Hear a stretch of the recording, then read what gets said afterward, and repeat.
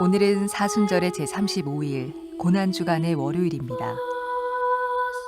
그들이 먹을 때에 예수께서 떡을 가지사 축복하시고 떼어 제자들에게 주시며 이르시되 받아서 먹으라 이것은 내 몸이니라 하시고 또 잔을 가지사 감사기도 하시고 그들에게 주시며 이르시되 너희가 다 이것을 마시라 이것은 죄사함을 얻게 하려고 많은 사람을 위하여 흘리는 바 나의 피 곧 언약의 피니라.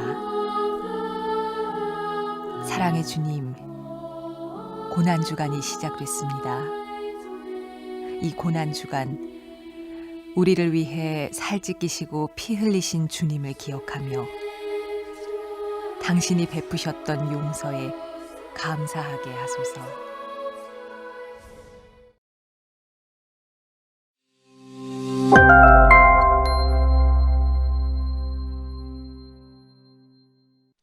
할렐루야, 여러분 반갑습니다.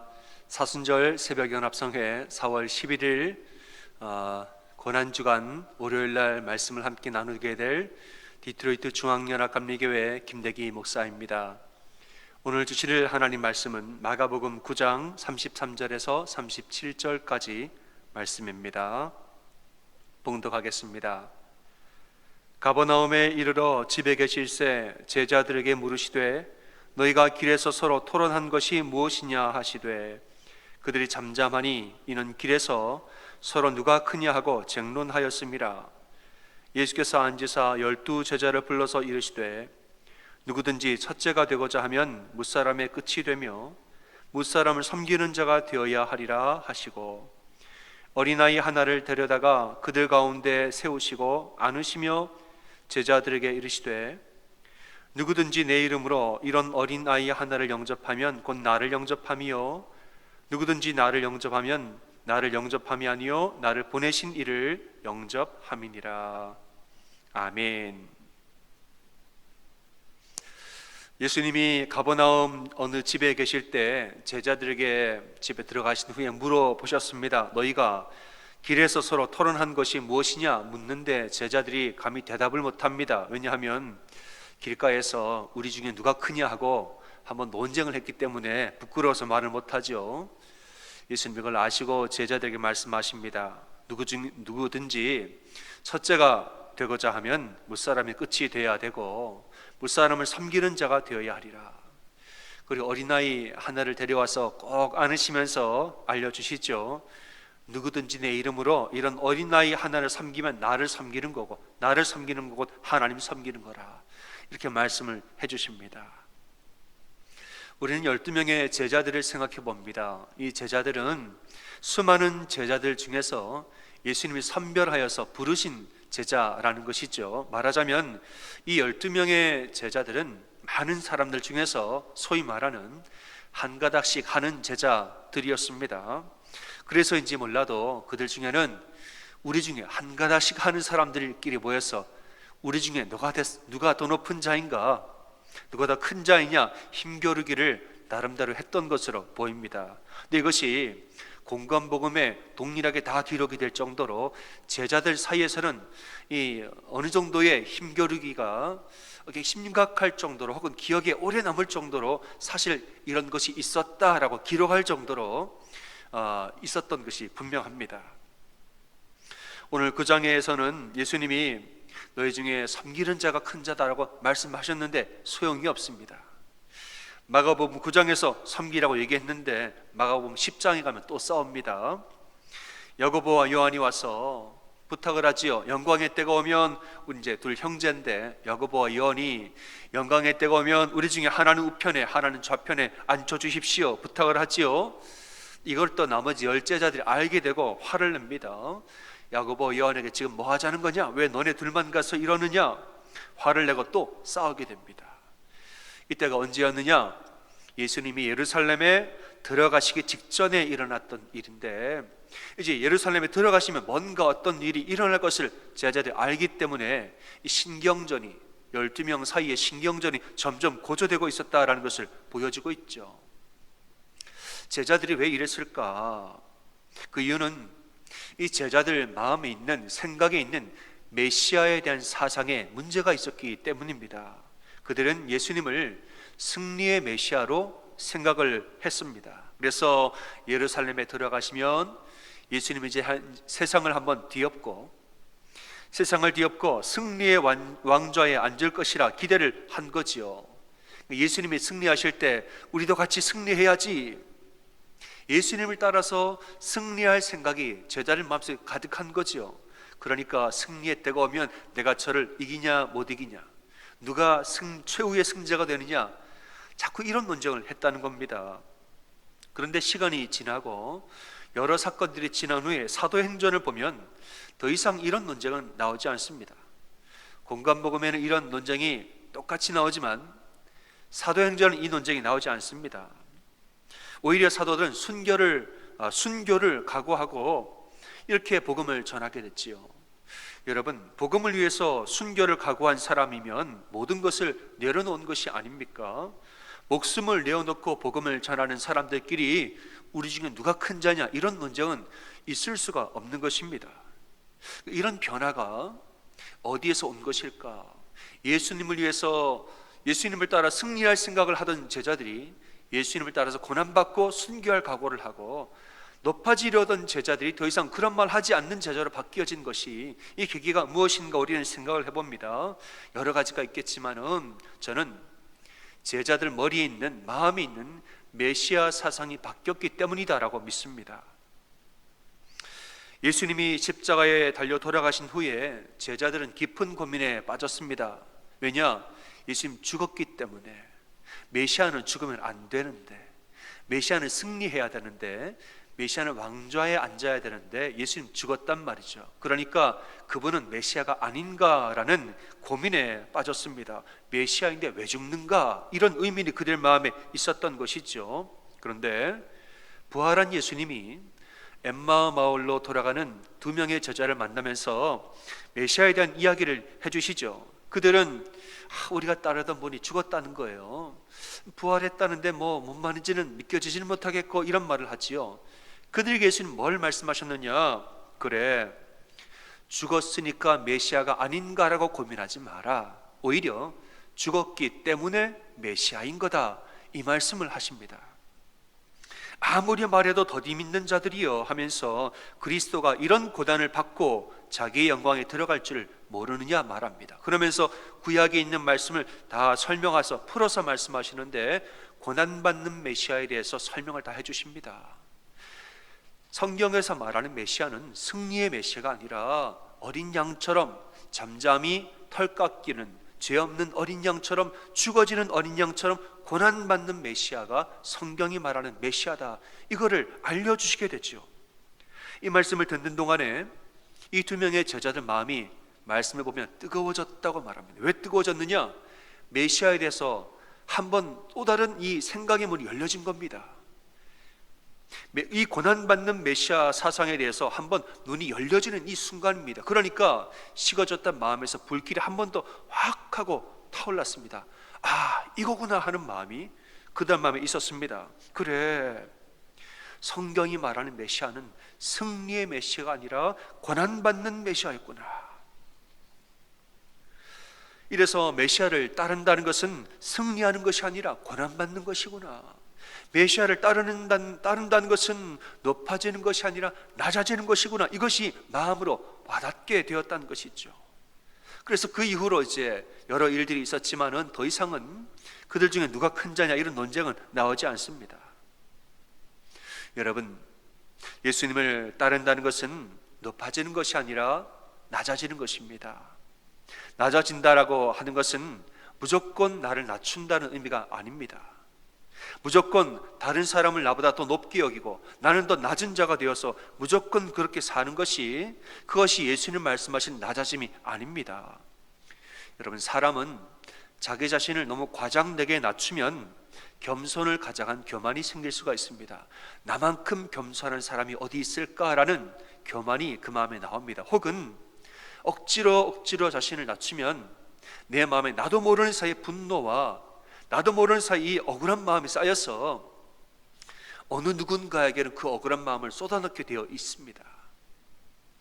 예수님 말씀하신 낮아짐, 이 겸손이라는 것은 그런 것이 아니라 오히려 무엇이냐, 한 사람 한 사람, 우리를 만나는 한 명 한 명의 그 존재 자체를 귀하게 여기라, 이 뜻이 있는 것입니다. 오늘 말씀에서는 이런 어린 아이 하나를 영접하는 것이 낮아지는 것이라, 또 이어지는 41절에서는 작은 자, 보잘것없는 자들 중에 한 명이라도 실족시키면 안 된다라고 이야기합니다. 그는 예수님은 어린 아이든 어른이든 간에, 높은 사람이든 낮은 사람이든 간에, 부유한 사람이든 가난한 사람이든 간에 그 사람의 겉모양과 그 사람의 어떠함이 무엇이 문제가 아니라 모든 사람을 존재 자체로 귀하게 보라는 것이죠. 어린아이도 귀하고 보잘것없는 사람도 귀하고, 이런 사람 무시하면서 실족시키면 안 되고, 별로 작아 보이는 사람이 왔다 해서 내쫓으면 안 되고, 모든 존재를 귀하게 여기라는 것입니다. 그래서 이것이 바로 사람을 섬기는 의미라는 거지요. 여러분, 우리는 모두 다 하나님 만드신 소중한 존재입니다. 그래서 그리스도인들은 가장 먼저는 내 존재의 존귀함을 알아야 됩니다. 나라는 존재가 그냥 어머니 아버지 사이에서 태어난 세상의 몇십억 인구 중에 한 명, 그 인간의 눈으로, 육신의 눈으로 바라본 것이죠. 믿음의 눈으로 바라보는 사람은 나는 하나님이 존귀하게 만드신 걸작품이라는 사실, 내 존재가 하나님 관점으로 바라볼 때에는 굉장히 존귀한 존재다, 이것을 성도들은 먼저 알아야 됩니다. 두 번째는 뭘 알아야 되느냐, 내 존재가 존귀한 것처럼 다른 사람들도 존귀하다는 것을 알아야 합니다. 하나님 나를 존귀하게 만드셨으면 하나님 그 사람도 존귀하게 만드셨습니다. 이 사람도 존귀하게 만들었고, 하나님 이 땅에 있는 모든 사람을 다 창조하고 지으신 후에 심히 기뻐하신 줄로 우린 이것을 알아야 되는 거죠. 여러분, 이런 의미에서 문제보다 존재가 귀하다는 사실을 꼭 믿으시길 바랍니다. 문제보다 존재가 더 귀합니다. 우리가 신앙생활을 할 때, 혹은 우리가 교회에서 여러 사역들을 할 때 문제에 너무 집중을 하다 보면 존재를 놓칠 수가 있습니다. 사람을 존재가 아니라 도구로 보게 되는 그 시점이 온다는 것입니다. 문제에만 너무 신경을 쓰면 사람을 도구로 보는 때가 옵니다. 나한테 유익한 사람, 무익한 사람 구분하게 되고, 우리 공동체 쓸모있는 사람, 쓸모없는 사람, 우리에게 유익한 사람, 아닌 사람 구분하게 되는 때가, 도구로 바라보는 때가 온다는 것이죠. 그러면서 교회 내에, 공동체 안에 실수를 용납하지 아니하는 그런 분위기가 생깁니다. 그러면은 일 자체는 잘 될지 몰라도, 예배할 때 혹은 일을 할 때 실수 없이 깔끔하게 할 줄은 몰라도 그 일을 마친 다음에 존재가 다 무너집니다. 그 일을 실수 없이 하느라고 사람의 속사람이 망가지고, 이걸 못 견디는 사람은 먼저 떨어지고, 그 다음에 일은 잘 치른 다음에 사람들은 무너지는 겁니다. 하지만은 존재에 집중하면 그 사람 자체를 목적으로 보게 됩니다. 사람 자체를 목적으로 보면 그 사람 좀 잘못해도 귀하고, 좀 실수해도 귀하고, 지위 고하를 막론하고 누구든지 간에 참 고귀하고 소중한 존재로 보이게 되는 것입니다. 건강한 부흥이 무엇이냐? 우리는 모든 사람이 부흥을 말하지만 우리는 특별히 건강한 부흥을 추구하고 기도하는 그런 공동체가 되어야 됩니다. 건강한 부흥이라는 것은 존재를 귀하게 여기는 데에서 시작이 되는 줄로 믿습니다. 목회자가 성도를 존귀하게 대해야 되지요. 또 성도들도 목회자를 존귀하게 대하고, 성도들과 성도들 사이에서도 서로를 존귀하게 대하는 그 마음이 있고, 그런 따뜻함과 사랑과 낮아지고 섬기는 마음이 있어야 그 교회는 건강하게 부흥을 합니다. 저는 늘 이런 말을 하고 삽니다. 여러분, 목회자가 성도들을 목회 성공을 위한 도구로 바라보면 되겠습니까? 안 되겠죠. 또 반대로 성도들이 목회자를 이 교회의 부흥을 위한 도구로만 바라보면 되겠습니까? 그것도 안 됩니다. 목회자와 성도가 서로를 바라볼 때 한 명의 하나님 앞에 선 한 명의 고귀한 존재로 서로 바라볼 줄 알아야 됩니다. 목회자는 성도 한 분 한 분을 참 고귀하고 존귀한 존재로, 이분도 귀하고 저분도 귀하고 이렇게 섬기는 마음이 있어야 하고, 성도들도 목회자를 볼 때 참 고귀하고 존귀한 존재로 바라보고, 이렇게 서로를 존귀하게 대할 줄 아는 그러한 섬김과 사랑이 교회 안에 흘러가게 될 때에 건강한 부흥은 거기에서 나오는 겁니다. 이런 공동체는 자연스럽게 사람들이 사모하게 되고 좋아할 수밖에 없는 것입니다. 여러분, 가정도 마찬가지죠. 우리 가정이 어떻게 바로 설 수 있는가? 남편과 아내가 서로를 존귀하게 바라볼 줄 알아야 합니다. 문제 없는 가정은 없습니다. 다 문제가 있고 어느 가정이나 다 똑같죠. 하지만은 문제는 우리의 시각에 있는 것입니다. 아무리 문제가 많아도 아내는 당신은 하나님 만드신 존귀한 존재야. 남편을 바라보면서 그래도 당신 하나님 만드신 존귀한 존재지. 이것을 우리가 고백할 줄 알고 그렇게 대할 줄 아는 게, 그게 가정의 건강함이죠. 부모와 자녀 간에도 서로를 바라볼 때에 존귀하게 대할 줄 알아야지, 자녀를 나의 성공을 대신할, 나의 아버지의 아버지됨을 증명할 존재로, 도구로 바라보면 안 되죠. 자녀의 존재 자체를 귀하게 바라보고, 네가 있어 행복하고 네가 있어서 난 너무너무 귀하고 좋다, 이 말을 수시로 함께하고 이렇게 나아갈 때에 부모를 또 존귀하게 바라보고, 이 가정이 건강하고 아름답게 사는 것입니다. 우리는 이 십자가 고난주간을 지내면서 십자가를 묵상해 봅니다. 예수님은 로마서 말씀에서는 우리가 아직도 죄인 되었을 때에 우리를 위해서 돌아가셨다라고 말씀하고 있습니다. 문제로 보자면 우리는 정말 문제가 너무너무 많은 어린아이 같은 죄인들입니다.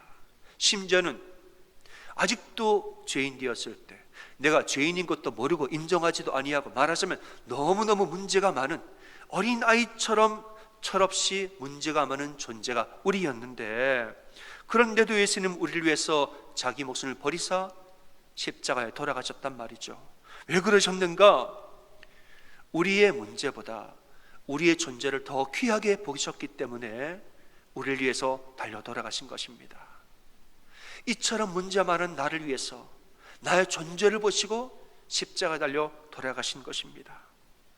나의 문제보다 나의 존재를 더 귀하게 보신 예수님의 사랑, 이 사랑이 이 죄인의 마음에 와닿게 될 때, 그때서야 그 죄인은 가던 길을 멈추고 예수님께로 돌아가는 것입니다. 여러분, 우리는 모두 하나님이 만드신 좋은 귀한 걸작품임을 여러분 믿고 사시길 바랍니다. 나는 하나님이 만드신 너무나 소중하고 너무나 아름다운 걸작품입니다. 나만 그런 것이 아니라 다른 사람도 하나님 만드신 너무너무 소중한 걸작품입니다. 나 자신을 볼 때 내 관점이 아니라 하나님의 관점으로 나를 바라볼 줄 아는 사람은 건강한 사람이죠. 마찬가지로 다른 사람도 내 관점이 아니라 하나님의 관점으로 그를 바라볼 줄 아는 사람도 건강한 사람인 것입니다. 여러분, 사람들을 대할 때 한 명 한 명을 존귀한 존재로 대하시기를 바랍니다. 그러면 우리도 존귀하게 대접을 받습니다.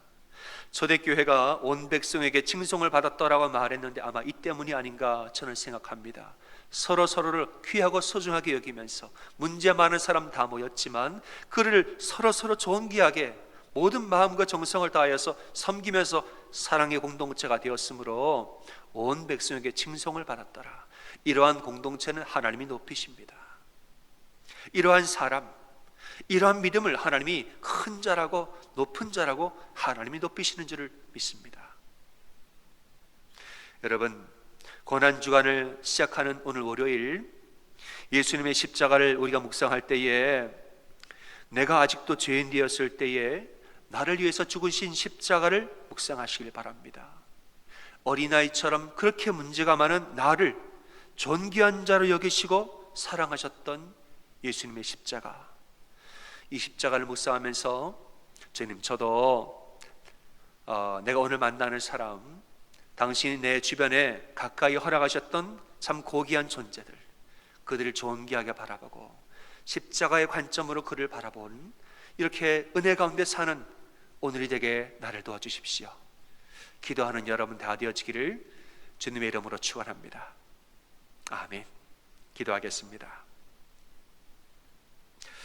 예수님, 오늘 당신의 십자가를 묵상하면서 어린아이 같은 나를 존귀하게 여기시고 사랑하셨던 예수님의 사랑을 기억하게 도와주시옵소서.